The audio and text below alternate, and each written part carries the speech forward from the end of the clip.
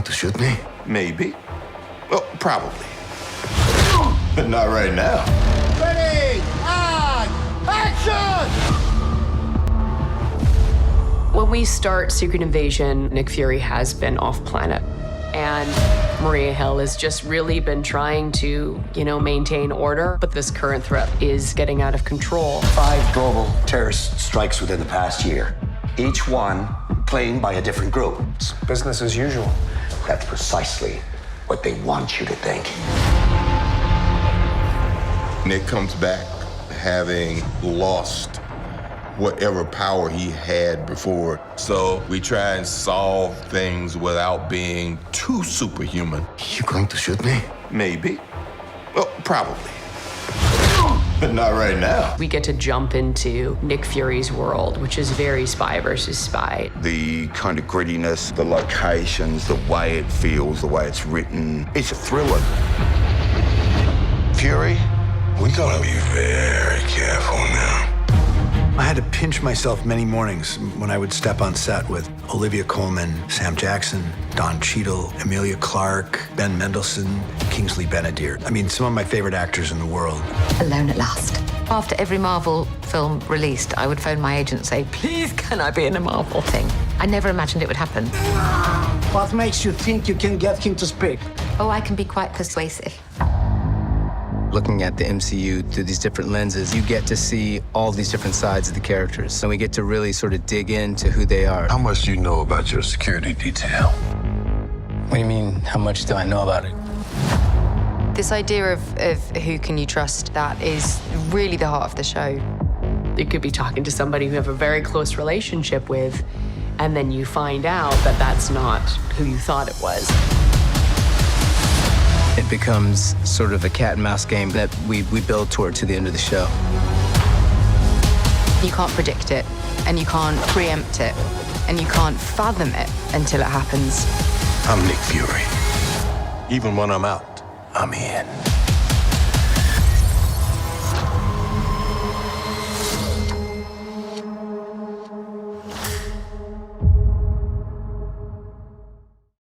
Welcome back, everyone. It's Charlie. Marvel just dropped a brand new Secret Invasion trailer, so we'll break it down. There's a whole bunch of new footage. If you're brand new to the channel, be sure to subscribe to get the videos. Of course, I'll be doing episode videos for this when it premieres next month.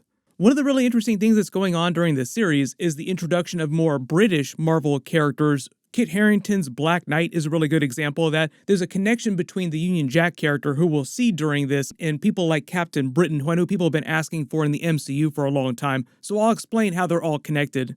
There's a whole bunch of new footage of Emilia Clarke's character. She's basically like Space Khaleesi. They're setting her up as a big character in the future of the MCU. I believe she'll be working with Nick Fury on his Saber space station after the events of this series.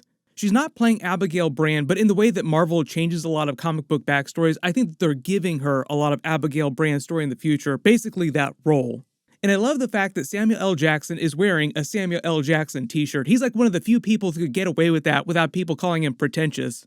This version of Secret Invasion is meant to be based more on the political paranoia infiltration aspect, where Nick Fury is trying to find out who all the Skrulls are. And we know a couple of the big characters in the MCU are going to secretly be Skrulls. It won't be quite the same thing as the comics, like every single Avenger isn't going to be in this, like we won't see a version of Spider-Man who is a Skrull in this. But there are big rumors that we'll find out that some big characters like the US President, possibly even Rhodey, wind up being Skrulls. The whole idea is that they're using this to pave the way for Marvel's Dark Reign, which they kind of did in the comics too. Like, Dark Reign came right after Secret Invasion in the wake of what happened during Secret Invasion, so it's kind of the same vibe with this version of MCU Secret Invasion. It's not quite as connected to the larger Kang multiverse plot either. The whole Dark Reign of Marvel Phase 5 with villains coming to power like they did in the comics is kind of like a separate thing.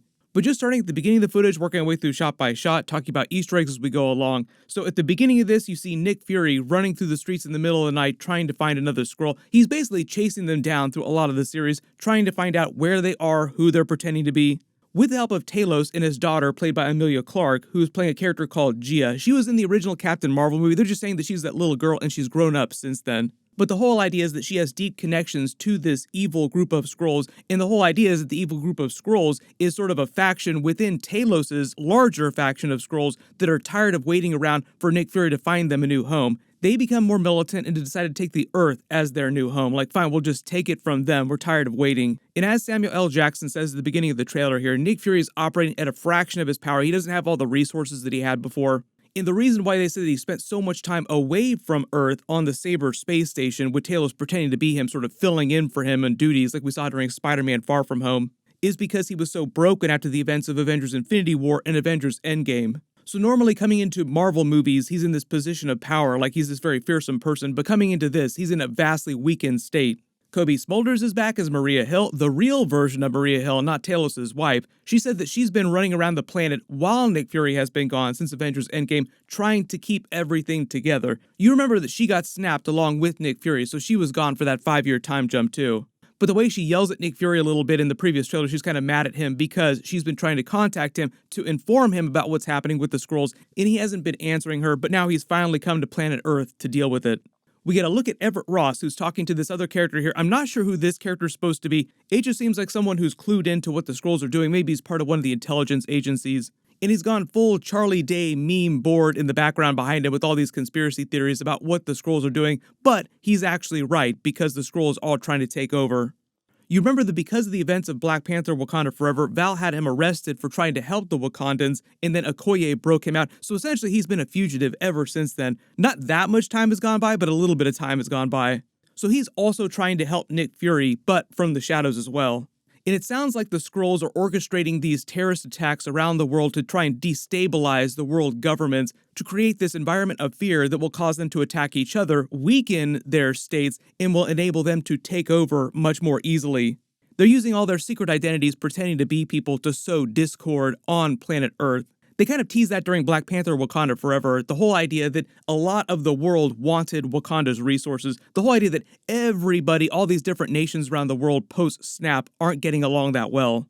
I believe that'll also culminate, too, during Captain America and the Thunderbolts movie with Tiamat, the whole idea that the Celestial is full of all kinds of cosmic resources. I think they're even saying that adamantium in the MCU comes from Tiamat's body, and it winds up turning into this race between all the different world nations like Val, Thunderbolt Ross, who's the US president, to try and claim it all for themselves before other nations take it.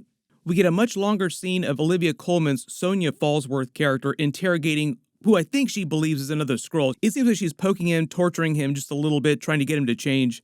Sonya Falsworth is meant to be the daughter of the original Union Jack, who was part of the Howling Commandos, Captain America's Howling Commandos during World War II. If you haven't read any of the Union Jack-related comics, he doesn't have any special powers, he's just super highly trained, he doesn't even have super soldier serum. But their family is also a little bit like the Black Knight's family, where the mantle gets passed down from father to son to daughter to whoever, to like the next generation. So his descendants wind up taking the title, but Union Jack, relatively small character in the comics.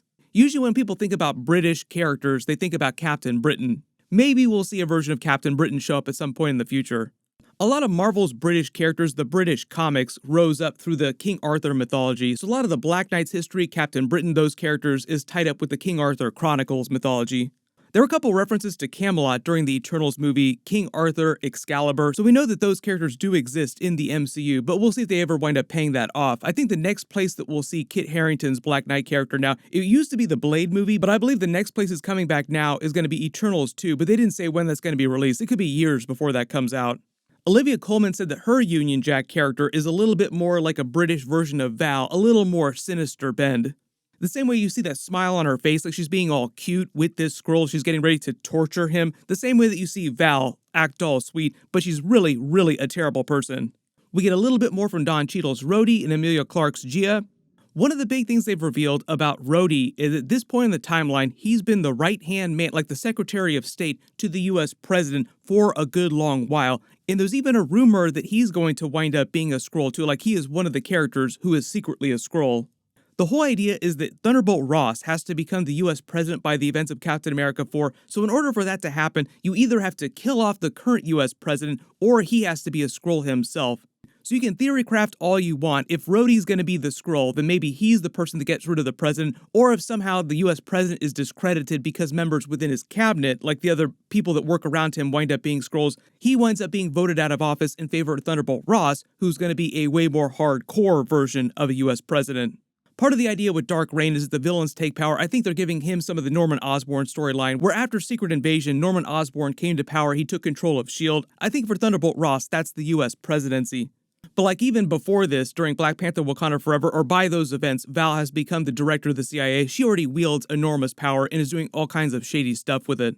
I believe she's going to be the person who will also be behind the new Weapons Plus program, or the new version of it. They talked about that during the original Incredible Hulk movie. Thunderbolt Ross had started that again.